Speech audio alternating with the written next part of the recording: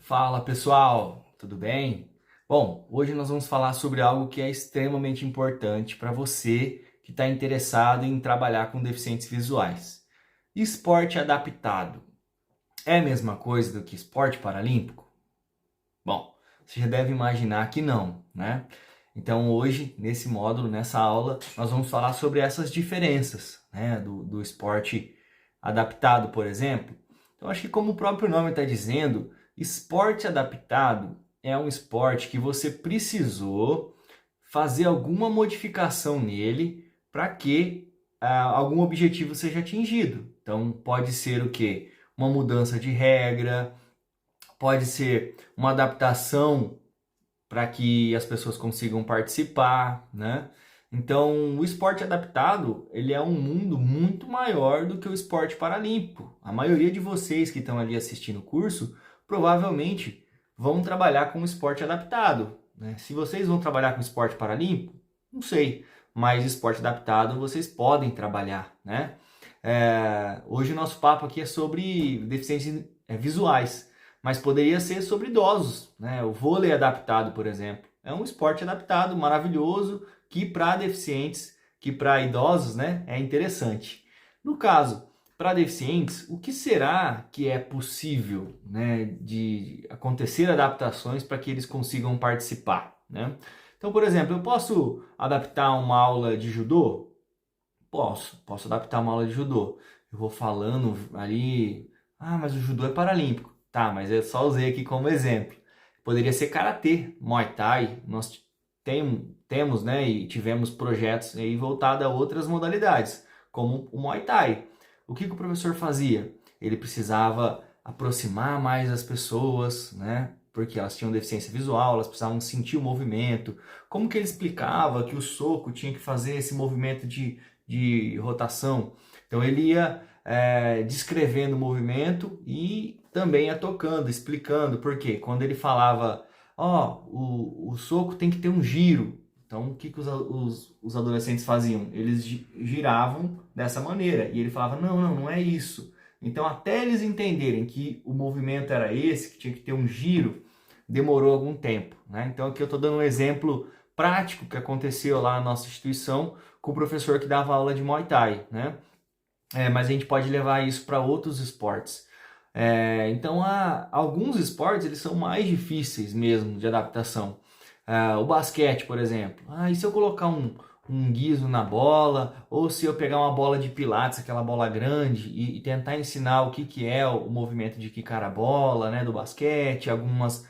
Não é impossível. A pessoa, inclusive, ela vai gostar se você fizer essa adaptação, proporcionar para ela uma vivência de basquete.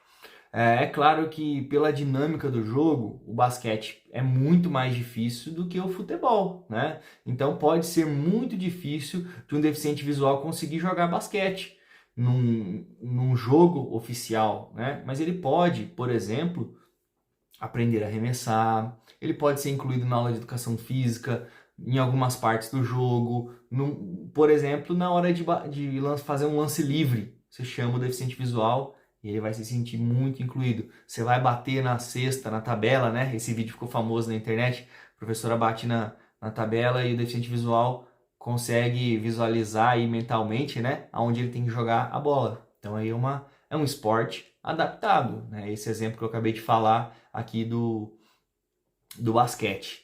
E aí você pode agora, com a sua realidade, pensar o que, que eu posso fazer para adaptar as minhas atividades para o deficiente visual.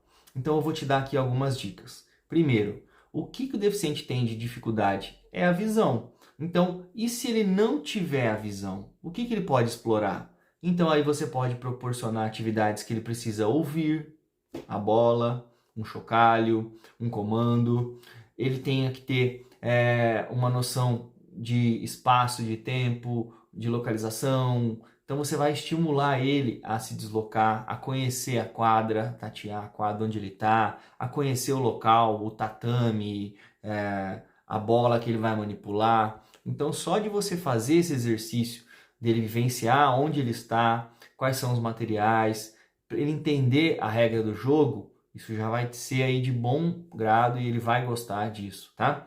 É, Além disso, você pode também tentar fazer algumas outras adaptações na regra para tornar o jogo menos rápido e que de forma sonora ele consiga participar.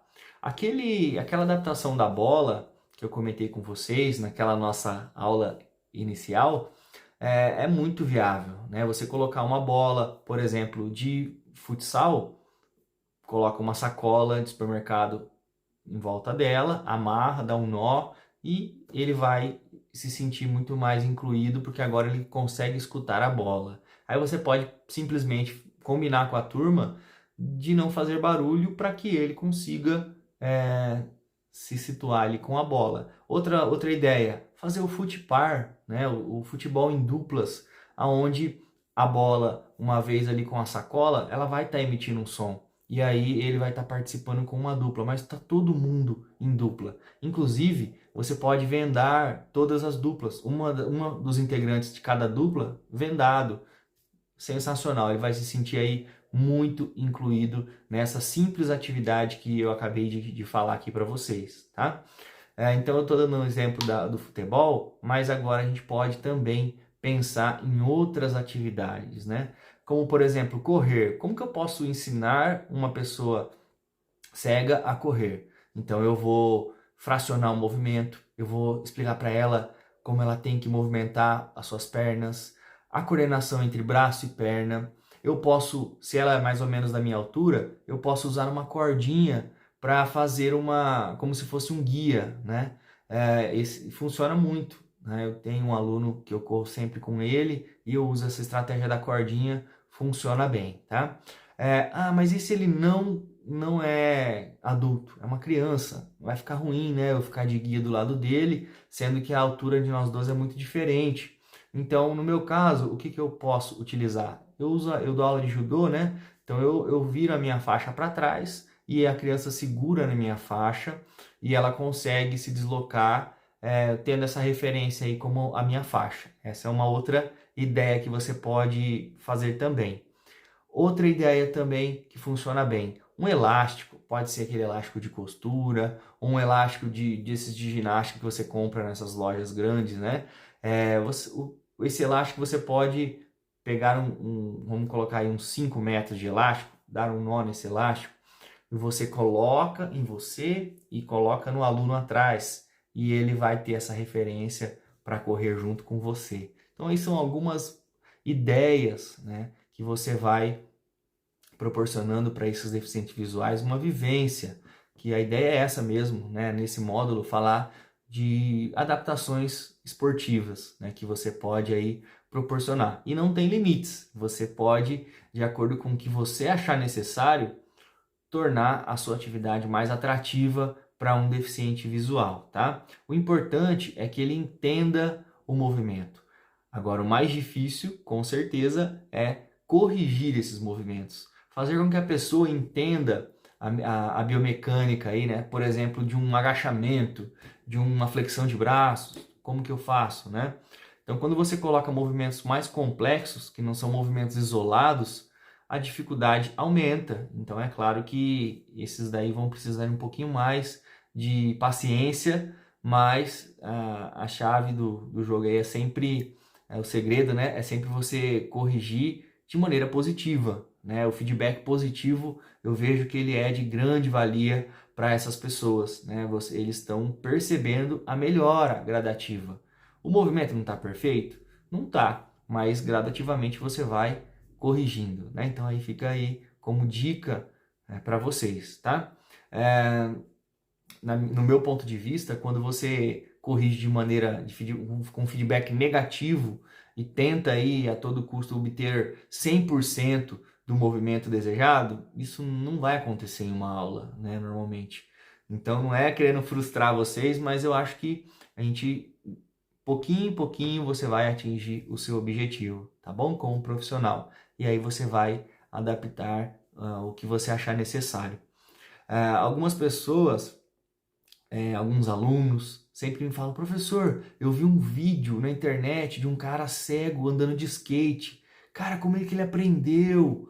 Né? Eu tenho certeza que foi muito difícil, né? Então, Por que que chama atenção? Porque justamente é muito difícil, né? Então essa pessoa, ela precisou primeiro conhecer o skate, entender qual o mecanismo ali das rodinhas, ficou em cima desse skate, tentou se deslocar num local que ela conhecia. Então, depois que ela já conhecia esse local, ela foi tentar em outros, foi tentando aprender as manobras mais simples, né? Quem é do skate aí não começou fazendo já manobras difíceis. Então ela aprendeu primeiro a se deslocar, depois ela tentou saltar, fazer o olho aí, né? Depois ela foi numa rampa. E aí, professor, como é que faz? Eu nunca dei aula de skate, mas eu imagino que ele teve a ajuda de muitas pessoas, né? Que precisaram ensinar para ele, porque ele vai se adaptar com a sua própria bengala. Então, para quem nunca viu aí, ó, procura no Instagram ou no YouTube skatista cego. Vai aparecer um brasileiro, né, chama Fernando, e alguns lá fora, né, que praticam também. E aí, o que que ele faz? Ele tem um skate e ele usa a bengala. Então, ele vai com a bengala. É claro que ele não vai num lugar que ele nunca foi. Então, ele precisa mentalmente saber a pista que ele está, os obstáculos que tem nessa pista, porque aí ele vai conseguir identificar esses obstáculos com a bengala, tá? Então, a tarefa é essa. É difícil, muitas vezes ele cai. As manobras dele não são assim, igual a do Bob Burnquist, mas ele evoluiu muito e é legal ver essa evolução. A gente tem que comemorar, a gente tem que realmente evidenciar e validar, né, esse esforço todo que esse atleta tem, né? Então isso é muito legal. Bom, pessoal, então nessa aula eu queria falar sobre esse momento inicial de o que eu preciso pensar. Você precisa pensar em tudo que você tem além da visão. Eu tenho noção de espaço, eu tenho noção de tempo, eu tenho consciência corporal, eu tenho eles escutam bem, eles percebem o contato muito bem. Então é isso que eu tenho que explorar na minha aula, tá bom? Então eu vou dar agora na próxima aula algumas dicas e vou mostrar na prática algumas dessas atividades acontecendo, tá bom? Então espero que vocês gostem. A cada módulo aí, deem um feedback para nós, para mim, para minha equipe aí, como que vocês estão. Espero que vocês estejam gostando. Então um abraço, até a próxima aula.